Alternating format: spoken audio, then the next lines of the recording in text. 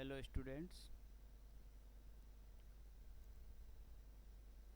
आज हम trigonometrical ratios of 45 degree सीखेंगे।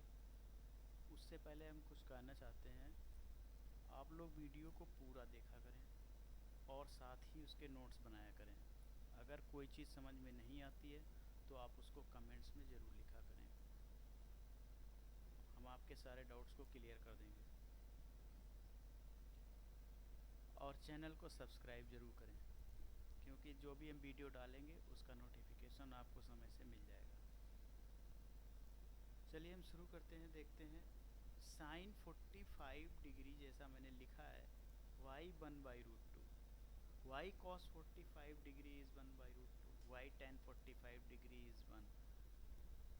लर्न करने को तो आप बहुत सारे ढेरों टीचर सिखाते रहते हैं आपको, ऐसे सीख लीजिए वैसे सीख लीजिए, ये टेबल बना लीजिए, ये ट्रिक। उससे नहीं, आपको अपना कॉन्सेप्ट क्लियर करना है, कॉन्सेप्ट डेवलप करना है। तो टेबल तो आप ऐसे ही लर्न हो जाती है। आप 10 क्वेश्चन सॉल्व करिए, आपको टेबल लर्न हो जाएगी, अपने आप ही सब वैल्यू पता हो जाएंगी। लेकिन आपको ये देखना है कि ये होता ही क्यों है, 1045 1 ही क्यों होता है, आपको ये सोचना है, ये सीखना है। तो कॉन्सेप्ट डेवलप करना है आपको, जिससे आपको नॉलेज हो, वो चीज़ आप कभी नहीं भूलेंगे। तो मेन उस पर जाएँ आप। और जो मैं क्वेश्चंस यहाँ सॉल्व कराता हूँ प्रैक्टिस के लिए, आप उन क्वेश्चंस को खुद भी सॉल्व किया करें बाद में। अभी हम सिखा रहे हैं, फिर आप उसको खुद से सॉल्व करें। इसके साथ ही जो क्वेश्चंस हम स्किप कर जाते हैं, छोड़ जाते हैं, जैसे आर डी शर्मा की एक्सरसाइज हम करा रहे हैं, तो उसमें जो क्वेश्चंस हम छोड़ जाते हैं, वो क्वेश्चन हम आपके लिए छोड़ देते हैं, उनको आपको खुद करना है। अगर वो नहीं समझ में आते हैं तो आप कमेंट्स में पूछ लिया करें, तो उनको हम नेक्स्ट वीडियो में फिर शामिल कर लेंगे और उनके सोल्यूशंस आपको करा देंगे। चलिए, तो अब हम शुरू करते हैं। चलिए, तो अब हम शुरू करते हैं कि ट्रिग्नोमेट्रिक रेशियोज ऑफ 45 डिग्रीज। ये साइन तो 6 ट्रिग्नोमेट्रिकल रेशियोज होते हैं, जानते हैं आप, पहले से हम आपको सिखा चुके, बता चुके। साइन 45, कॉस 45, टेन 45, ये सारे। तो देखिए, suppose this is a this is a right isosceles right angle triangle A B C. It means isosceles means this side A B equal to B C. तो जब ये side A B B C के equal है, तो इसका मतलब क्या हुआ कि इनके अपोजिट एंगल्स भी क्या होंगे, इक्वल होंगे। ये प्रॉपर्टी आपने प्रीवियस क्लास में सीखी हुई है, angles opposite to equal sides are equal. So अगर A B equal to B C है, तो इसका मतलब एंगल सी जो है बी के ए के इक्वल होगा। फिर आप जानते हैं sum of all angles of a triangle is 180 degree. तो यहाँ से आप इसमें वैल्यू पुट कर दीजिए, A plus B right angle है, ये गिवन है। देन एंगल,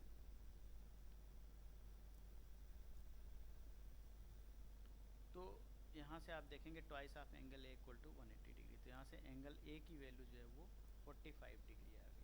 अब आप इसमें एंगल ए जब 45 आ गया तो सी भी 45 हो जाएगा आपका। तो ये दोनों एंगल 45 डिग्री हो गए। अच्छा, ये दोनों ही जब इसका मतलब ये हुआ कि अगर आप 45 डिग्री पर देखेंगे तो इसमें दोनों साइड्स इक्वल हो जाएंगी। अब सपोज आपने ये ले ली साइड ए, तो ये भी कितनी हो जाएगी, ए ही हो जाएगी, क्योंकि दोनों साइड इक्वल हैं। तो ये वाली साइड कितनी होगी, तो पाइथागोरस थ्योरम जब आप अप्लाई करेंगे तो ये साइड आपको मिलेगी क्या, A C square equal to A square plus A square. तो ये हो गया ट्वाइस ए स्क्वायर। तो अगर आप ए सी फाइंड करेंगे तो वो स्क्वायर रूट लेंगे आप, तो ये √2 टाइम्स ऑफ ए आ जाएगी। तो ये वाली जो साइड आई आपकी, ये √2 टाइम्स ऑफ ए, यानी ये √2a ये साइड आ गई आपकी ए सी हाइपोटेन्यूज। चलिए, अब हम चलते हैं यहाँ पर। तो अगर आप मान लीजिए सपोज एंगल ए ले रहे हैं, ये इस एंगल के लिए आप निकाल रहे हैं यहाँ पर, तो साइन ए मतलब sign 45 degree.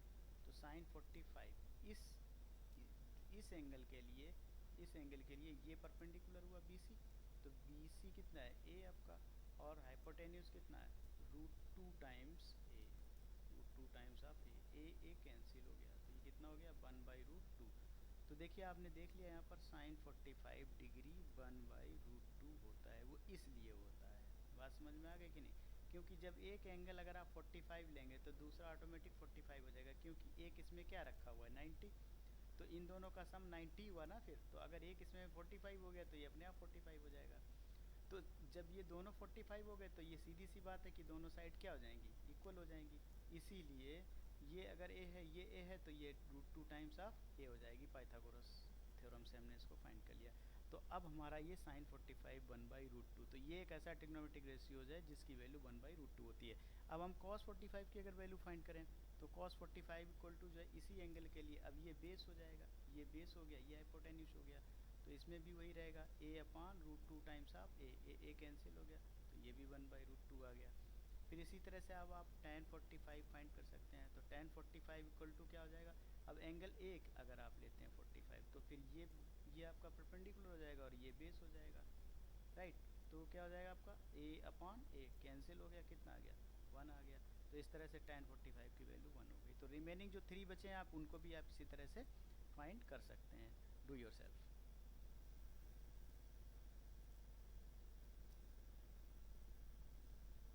Now be start exercise 5.2। अब हम एक्सरसाइज 5.2 पर चलते हैं। चलिए हम कुछ क्वेश्चंस जो हैं वो ट्रिग्नोमेट्रिक टेबल पर बेस्ड हैं, उन्हें हम स्टार्ट करते हैं। तो चलिए पहला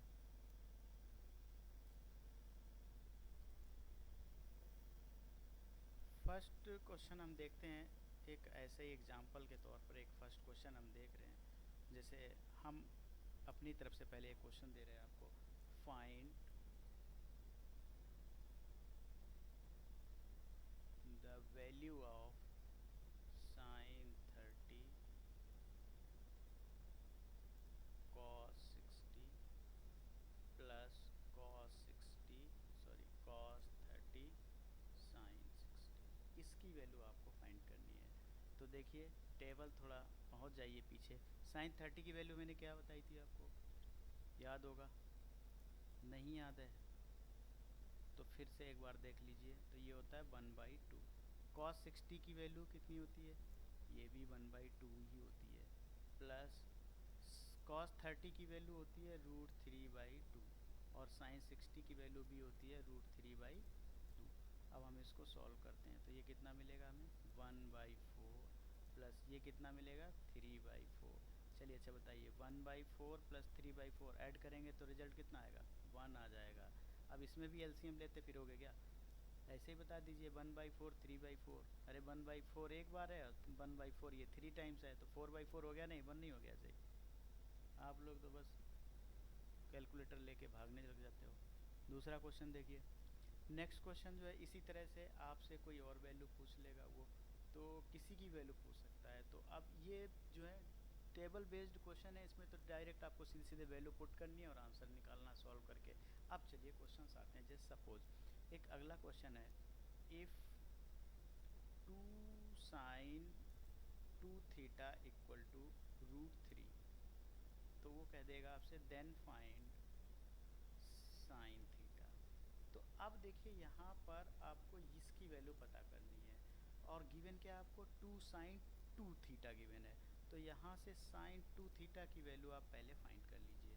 तो sin 2 थीटा की वैल्यू कितनी हो जाएगी, √3/2, 2 डिवाइड में आ जाएगा, 2 डिवाइड में आ जाएगा। तो आप देखें यहाँ से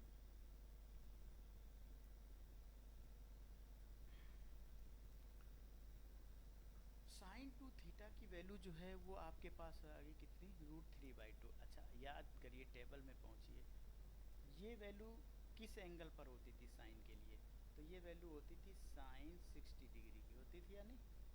तो ये है sin 60, तो आप इसको यहाँ लिख सकते हैं sin 60 डिग्री। अच्छा sin 2 थीटा की वैल्यू sin 60 है, तो अगर हम दोनों तरफ से साइन को एलिमिनेट कर दें तो आपको क्या मिलेगा, twice of theta equal to मिल जाएगा 60 degree, right. So twice of theta equal to 60 degree, it means theta will be 30 degree. तो थीटा यहाँ पर कितना आ गया, 30 डिग्री। कभी कभी क्वेश्चन में बस इतना ही पूछ लेते हैं, देन फाइंड थीटा, और कभी क्वेश्चन को थोड़ा और आगे बढ़ा देते हैं। जैसे यहाँ पर पूछ लिया गया है कि साइन थीटा फाइंड करिए, तो अब आप यहाँ पर थीटा की वैल्यू ये उठाइए और यहाँ पुट कर दीजिए।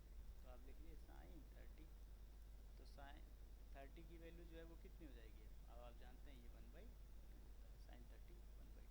ये यहाँ पर हो सकता है दूसरा क्वेश्चन पूछ लेता आपसे, कॉस थीटा पूछ लेता, तो आप थीटा की वैल्यू 30 पुट कर देते हैं यहाँ पर। तो